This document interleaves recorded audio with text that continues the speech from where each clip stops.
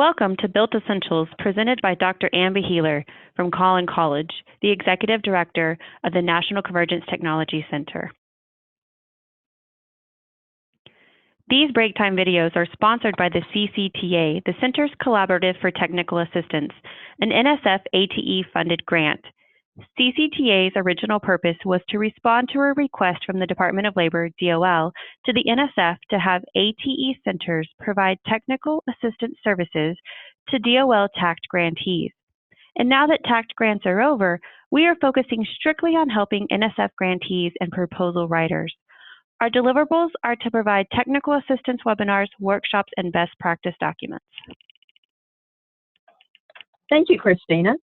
I'm very happy to spend some time with you and others talking about the very essential elements of the BILT model. And it starts off with the rationale.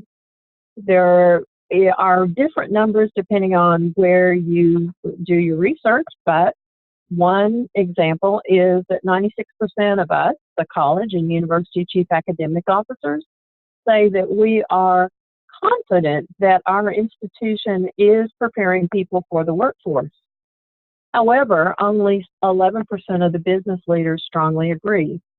The BILT model is meant to improve the match of these percentages. We can also all agree that we want our students to complete certificates and degrees, but we also want them to be very well qualified for ready employment or transfer.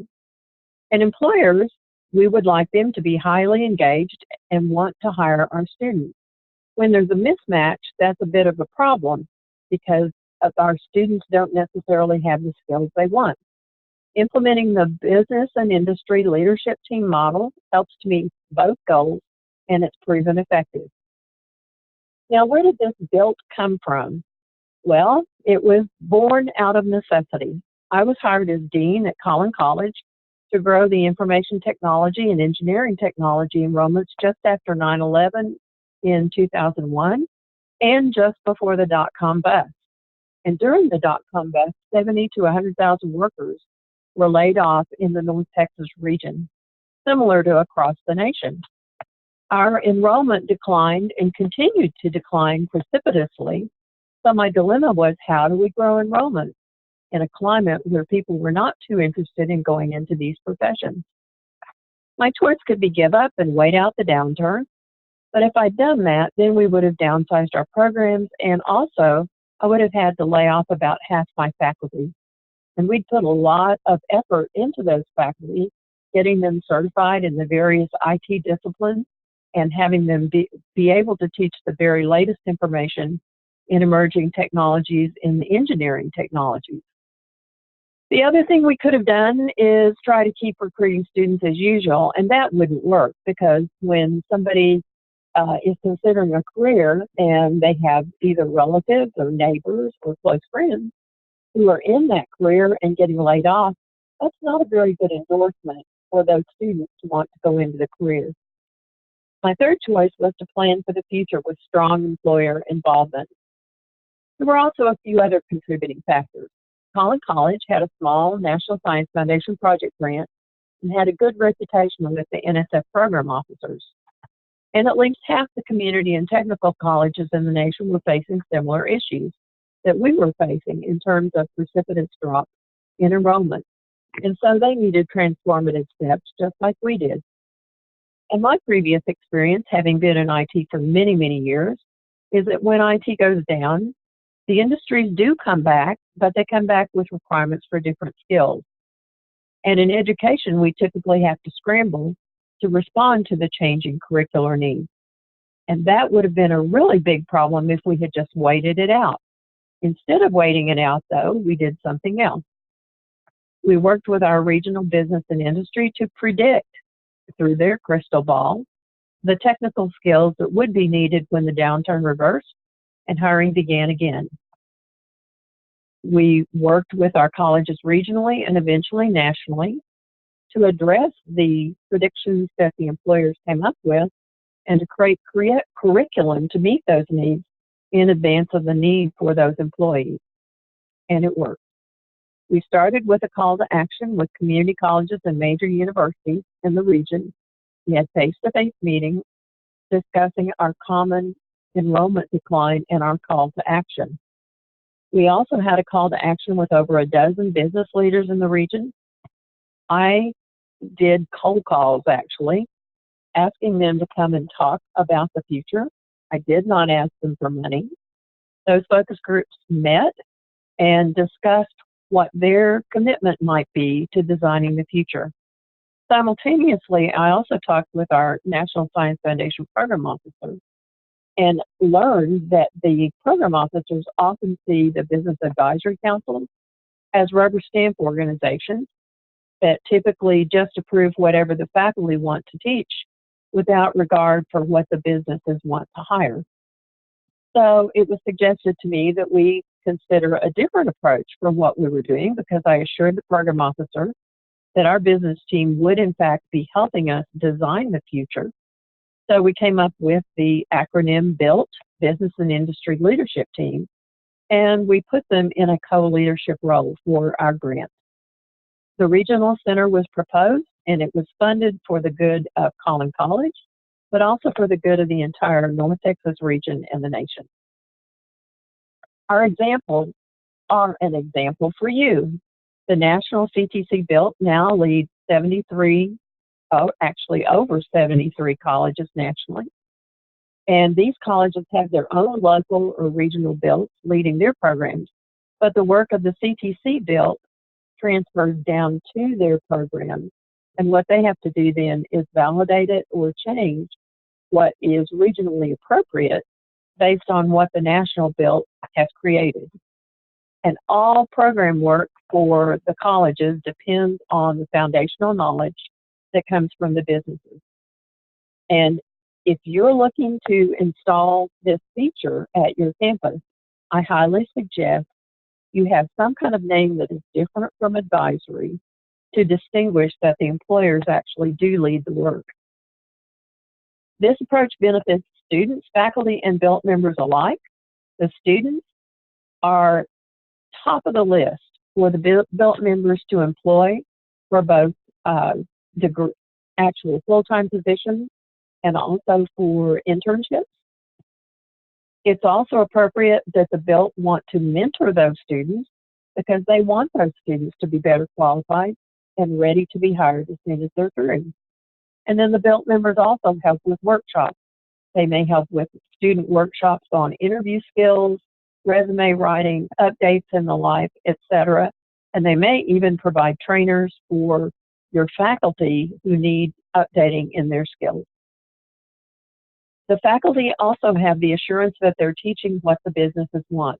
I have to believe that almost every faculty member wants to ensure that they do the absolute best that they can do for their students and that they teach them what will make them readily employable. They also have access to the BILT members to be guest speakers and assist with recruitment events. The BILT also alerts the faculty members of trends in time for curriculum adjustments. That's a very important thing since we're not extremely fast as colleges in addressing the needs. And the BILT members often provide, as I just said before, free or reduced cost professional development for faculty and externships for those faculty. When faculty are teaching full-time, they have a bit of difficulty getting the time to stay up to date, and the BILT members often help with that.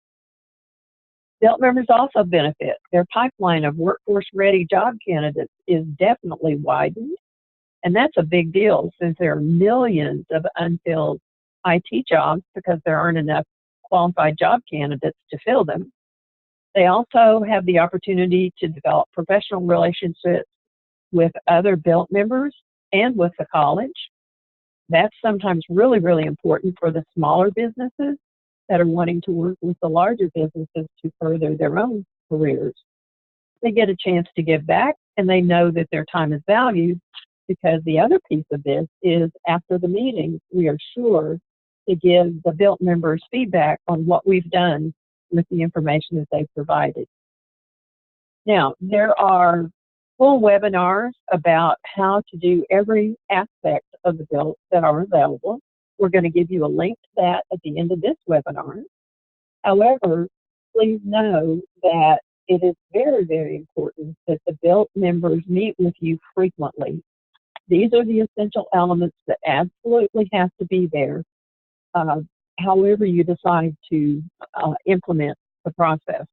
One, the businesses must co-lead your program. Now, don't think that's going to take away the faculty rights over curriculum. It's not, but they will prioritize the knowledge, skills, and abilities that they want graduates to have in the future via a voting process. So you have hard evidence of what they really want. They'll also predict labor market demand. It's important to know the KSAs, but it's also very important to know what's the quantity that the employers are going to want to hire. If they're not going to want to hire too many people, you probably don't want to implement the program or change the program. But I can assure you in the IT area, they will, of course, want to hire a lot of your graduates. And then they predict trends so you can get ahead of the curve. Once the businesses have prioritized the KSAs, the faculty cross-reference them to existing curriculum, update the curriculum to address the KSAs that the businesses want that are not covered, and then provide businesses with feedback. The feedback loop is incredibly important because businesses need to know that they've spent their time wisely and that the information that they provided to the faculty has been used. Take a moment, consider your current business advisory team. Are they highly engaged? Do they co-lead your program? Do they prioritize the knowledge, skills, and abilities wanted in the future? Do they predict labor market demand? Do they predict trends? And do you have enough people on that team that you can be sure that whatever they are saying they're going to want is really going to go for the region? That's a very important part too.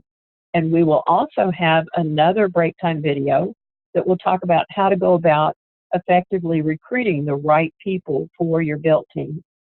And then with respect to faculty, do they cross-reference the KSA that the businesses prioritize to the existing curriculum or not? Do they update the curriculum appropriately based on the priorities?